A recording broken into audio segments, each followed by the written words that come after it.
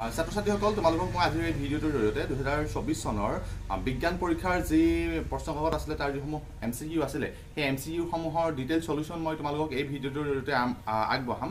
তোমালোকে যদি গণিতৰ প্ৰশ্নোত্তৰখিনিও আমাৰ এই চেনেলটোৰ জৰিয়তে পাব বিচৰা তেনেহ'লে চেনেলটো ছাবস্ক্ৰাইব কৰি ৰাখিবা আৰু তোমালোকৰ বন্ধুসকলৰ লগত চেনেলটো শ্বেয়াৰ কৰি দিবা যাতে তেওঁলোকে এই নম্বৰসমূহ কিমান পাইছে কেলকুলেশ্যন কৰিবলৈ সহজ হয়। আৰু তাৰোপৰি তোমালোকে নম্বৰ কিমান পালা কমেণ্ট ছেকশ্যনত জনাবলৈ একেবাৰে নাপাহৰিবা। ছাত্ৰ ছাত্ৰীসকল ১ নম্বৰ প্ৰশ্নটোত দিয়া আছে বেৰিয়াম ক্লৰাইডৰ জলীয় দ্ৰৱ আৰু সোডিয়াম সালফেটৰ জলীয় দ্ৰৱ যোগ কৰাৰ ফলত অদ্ৰাব্য বেৰিয়াম সালফেট আৰু সোডিয়াম ক্লৰাইডৰ দ্ৰৱ প্ৰস্তুত হ'ল। উক্ত বিক্ৰিয়াটোৰ বাবে তলৰ কোনটো অৱস্থা চিহ্ন সহ সন্তলিত সমীকৰণ শুদ্ধ হ'ব। যিকেইটা সমীকৰণ দিয়া আছে আটাইকেইটা সমীকৰণৰ ভিতৰত সমীকৰণ নম্বৰ ডি টো শুদ্ধ হ'ব, অৰ্থাৎ ১ নম্বৰ প্ৰশ্নৰ উত্তৰটো হ'ব ডি অপশ্যনটোতে বেৰিয়াম সালফেট ডি অপশ্যনটোতে অৱস্থা চিহ্ন সহ সন্তলিত সমীকৰণ শুদ্ধ হয়। কুৱেশ্যন নম্বৰ 2 তলৰ কোনটোত ৰাসায়নিক বিক্ৰিয়া ঘটা নাই। যিকেইটা অপশ্যন দিয়া আছে আটাইকেইটা অপশ্যনৰ ভিতৰত ডি অপশ্যনটো শুদ্ধ হ'ব মমবাতি গলা।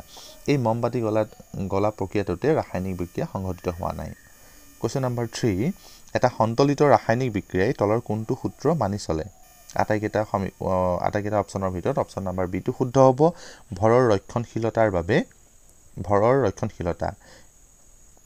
তাৰপিছতে আমাৰ 4 নম্বৰ প্ৰশ্নটো আহিলে 4 নম্বৰ প্ৰশ্নত দিয়া আছে তলৰ কোনটো ঘানান্দিক সূচকটো হৈছে ভেনিলা। কুৱেশ্যন নম্বৰ 5 ধাতৱ অক্সাইডবোৰ হ'ল ক্ষাৰকীয়। অপশ্যন নম্বৰ বি টো শুদ্ধ।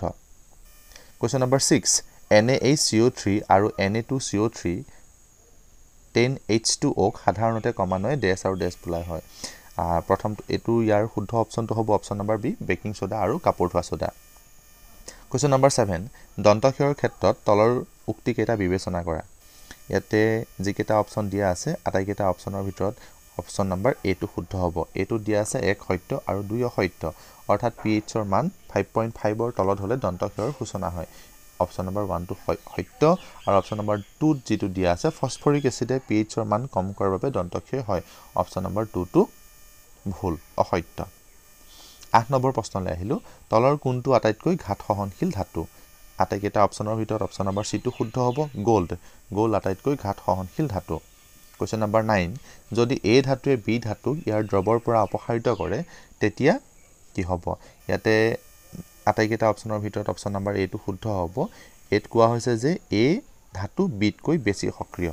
কুৱেশ্যন নম্বৰ 10 কোনটো ধাতুৰ ছালফাইড আকৰিক হ'ল চিনাবাৰ। ইয়াতে যিকেইটা অপশ্যন আছে অপশ্যনৰ ভিতৰত হ'ব মাৰ্কুৰী বা পাৰাৰ ছালফাইড আকৰিকটোৰ নাম হ'ল চিনাবাৰ। 11 নম্বৰ প্ৰশ্নত দিয়া আছে একোটা ছালফাৰৰ অণুত সৰ্বাধিক কেইটা পৰমাণু থাকিব পাৰে। ইয়াৰ শুদ্ধ অপশ্যনটো হৈছে অপশ্যন চি 8টা পৰমাণু থাকিব পাৰে। একোটা ছালফাৰ অণুত সৰ্বাধিক 8টা পৰমাণু থাকিব পাৰে। কুৱেশ্যন নম্বৰ 12 তিনিটা কাৰ্বন আৰু এলডিহাইড কাৰ্যকৰী মূলক থকা যৌগটোৰ নাম কি। ইয়াৰ শুদ্ধ উত্তৰটো হ'ব propanal. Option number D. Question number 13 জাৰক পদাৰ্থৰ ক্ষেত্ৰত তলৰ উক্তিবোৰৰ কোনটো সত্য। ইয়াৰ শুদ্ধ উত্তৰটো হ'ব অপশ্যন বি অক্সিজেন দিয়ে। 14 নম্বৰলৈ আহিছোঁ। 14 নম্বৰ দিয়া আছে পৰ্যাবৃত্ত তালিকাত তলৰ কোনটো ধৰ্ম বৰ্গ এটাত ওপৰৰ পৰা তললৈ বাঢ়ে। যিকেইটা অপশ্যন দিয়া আছে অপশ্যনকেইটাৰ ভিতৰত অপশ্যন বি টো শুদ্ধ হ'ব। বিটোত দিয়া আছে 2 আৰু 4।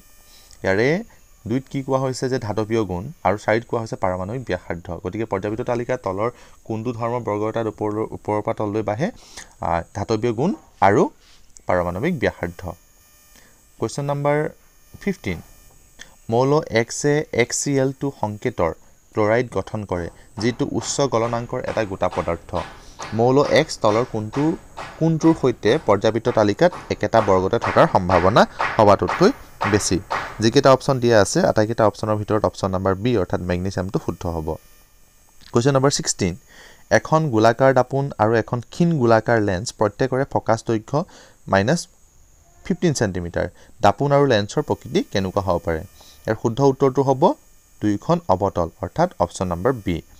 কুৱেশ্যন নম্বৰ 17 এজন ল'ৰাই তেওঁৰ চকুৰ পৰা 17 চেণ্টিমিটাৰ দূৰত্বত ৰখা বস্তু এটা দেখা নাপায় কিন্তু তেওঁৰ চকুৰ পৰা 40 চেণ্টিমিটাৰতকৈ অধিক দূৰত্বত ৰাখিলে বস্তু দেখা পায়। এই ভুল শুধৰণি কৰিব পাৰি। যিকেইটা অপশ্যন আছে আটাইকেইটা অপশ্যনৰ ভিতৰত অপশ্যন নম্বৰ এ টো শুদ্ধ লেন্স ব্যৱহাৰ কৰি।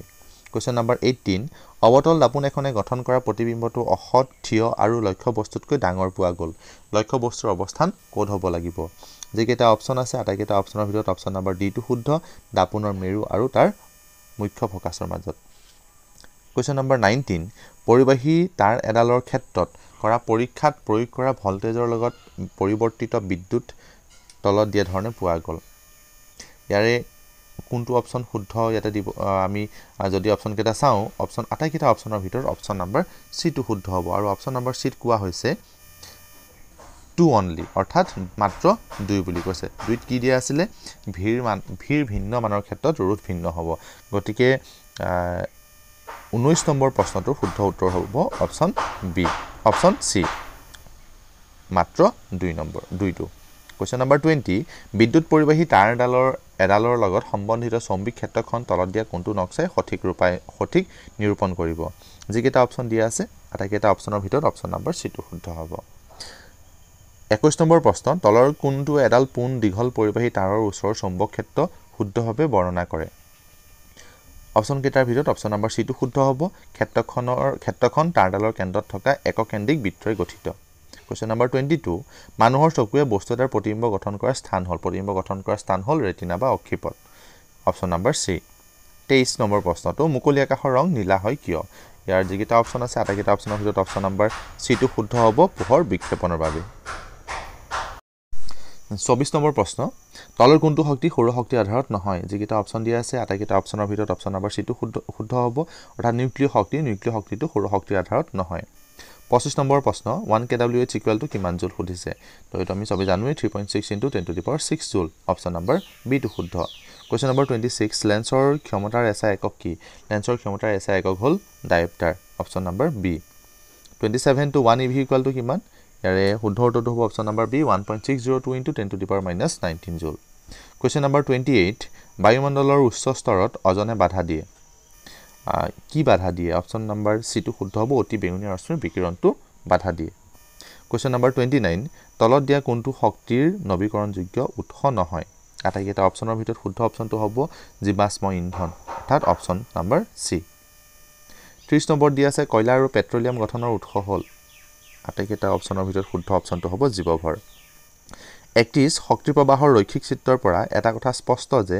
শক্তিৰ প্ৰবাহ সদায় কি হয় একমুখী হয় অপচন এ শুদ্ধ 32 টো চিত্ৰত দেখুৱাৰ দৰে এটা ইলেক্ট্ৰন এখন চৌম্বক ক্ষেত্ৰত তাৰ লম্বভাৱে সোমাইছে ইলেক্ট্ৰনৰ ওপৰত ক্ৰিয়া কৰা বলৰ দিশ হ'ব অপচন এ সোঁফাললৈ অপচন বি বাওঁফাললৈ অপচন সি পৃষ্ঠৰ বাহিৰলৈ আৰু অপচন ডি পৃষ্ঠৰ ভিতৰলৈ গতিকে শুদ্ধ উত্তৰটো হ'ব অপচন ডি 33 নম্বৰ এটা বৈদ্যুতিক বাল্বৰ তাৰডালে 10 মিনিট সময়ত 0.5 এম্পিয়াৰ প্ৰবাহ লয় বৰ্তনীটোত চালিত হোৱা বৈদ্যুতিক আধানৰ পৰিমাণ হ'ব অপচন নম্বৰ ডি 300 কুলম্ব 34 এমিবাৰ তাৰ চৌপাশৰ পৰা ডেছৰ সহায়ত খাদ্যবস্তু সংগ্ৰহ কৰে আৰু খাদ্যৰ ৰিক্তিকাৰ সৃষ্টি কৰে শুদ্ধ উত্তৰটো হ'ব কুটপদ এমিবাই তাৰ চৌপাশৰ পৰা কুটপদৰ সহায়ত খাদ্যবস্তু সংগ্ৰহ কৰে আৰু খাদ্যৰ ৰিক্তিকাৰ সৃষ্টি কৰে অপচন Question number 35 উদ্ভিদৰ জাইলেম কলাৰ দায়িত্ব হ'ল পানীৰ পৰিবহণ অপচন নম্বৰ এ 36 কোষত এণ্ডোথাৰ্মিক বিক্ৰিয়া সংঘটিত কৰাৰ বাবে কোষে এটিপি ব্যৱহাৰ কৰে অপচন নম্বৰ বি 37 দুটা নিউৰনৰ মাজৰ খালি ঠাইখিনিক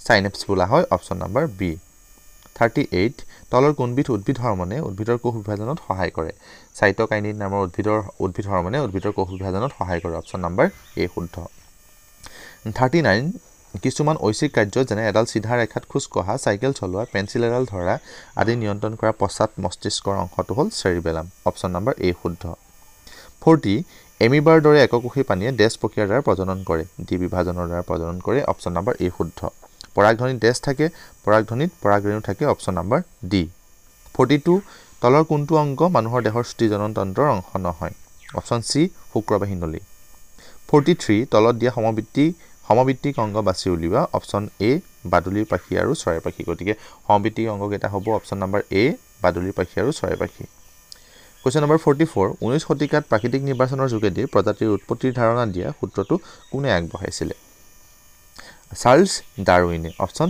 এ শুদ্ধ 44 নম্বৰ চাৰ্লছ ডাৰউইনে কি কৰিছিল 19 শতিকাত প্ৰাকৃতিক নিৰ্বাচনৰ যোগেদি প্ৰজাতিৰ উৎপত্তিৰ ধাৰণা সূত্ৰটো আগবঢ়াইছিল Question number 45 এটা মেণ্ডেলীয় পৰীক্ষাত এডাল বেঙুনীয়া ফুলধাৰী গছ বেঙুনীয়া ফুলধাৰী ওখ গছৰ সৈতে বগা ফুলধাৰী এডাল চুটি মটৰ মাহৰ গছৰ সংকৰণ ঘটাওঁতে আটাইবোৰ উৎপাদিত গছ বেঙুনীয়া ফুলধাৰী পোৱা গ'ল, কিন্তু প্ৰায় তাৰে আধা সংখ্যক মটৰ মাহৰ গছ চাপৰ পোৱা গ'ল।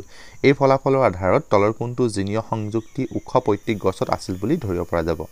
অপশ্যন চিটো শুদ্ধ। গতিকে ছাত্ৰ ছাত্ৰীসকল, তোমালোকে এই 45টা MCQৰ ভিতৰত কিমান নম্বৰ পালা গণনা হয়তো কৰিয়ে গৈছা। গতিকে কমেণ্ট ছেকশ্যনত গৈ কৰিবা কাৰ কিমান শুদ্ধ হ'ল। আৰু নেক্সট ভিডিঅ'ত মই তোমালোকক গণিতৰ পৰীক্ষাৰ দিনা গণিতৰ ভিডিঅ'ৰ জৰিয়তে তোমালোকৰ MCQৰ প্ৰশ্নৰ সমাধানখিনি তোমালোকক দি দিম। গতিকে চেনেলটো ছাবস্ক্ৰাইব কৰি